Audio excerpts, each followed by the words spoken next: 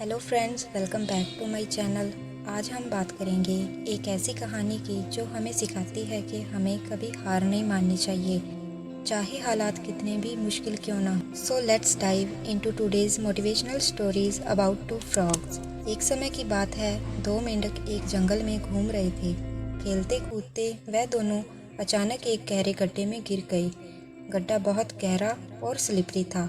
दोनों मेंढक गड्ढे से बाहर निकलने के लिए स्ट्रगल करने लगे। They kept jumping and trying to climb out, but हर बार वो नीचे गिर जाते। बाहर खड़े बाकी मेंढक यह सब देख रहे थे और जोर जोर से चिल्ला रहे थे, तुम लोग नहीं निकल पाओगे, it's too deep, give up कर दो। पहला मेंढक जब यह सारी बातें सुनता रहा तो धीरे धीरे वह निराश हो गया। उसने कोशिश करना बंद कर दिया। उसके अंदर का हौसला टूट गया और फाइनली वो हार मान गया और गड्ढे में ही मर गया। लेकिन दूसरा मेंढक, उसने हार नहीं मानी। He kept jumping and trying again and again.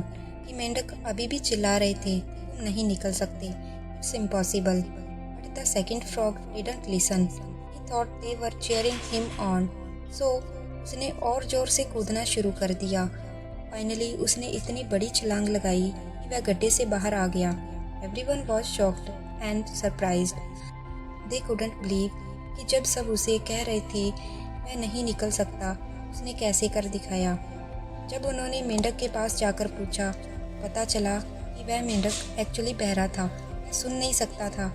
लोग उसे डिस्करेज कर रहे थे। इंस्टेड उसने समझा कि लोग उसे इनकरेज कर रहे हैं। इसी पॉजिटिविटी के साथ उसने अपनी कोशिश जारी रखी और जीत हासिल की। इस कहानी से हमें यह सीख मिलती है कि कभी कभी दूसरों की नेगेटिव बातें सुनने की बजाय हमें अपने दिल की आवाज़ सुननी चाहिए। Believe in yourself, keep pushing forward. कभी हार मत मानो, no matter how tough the situation is.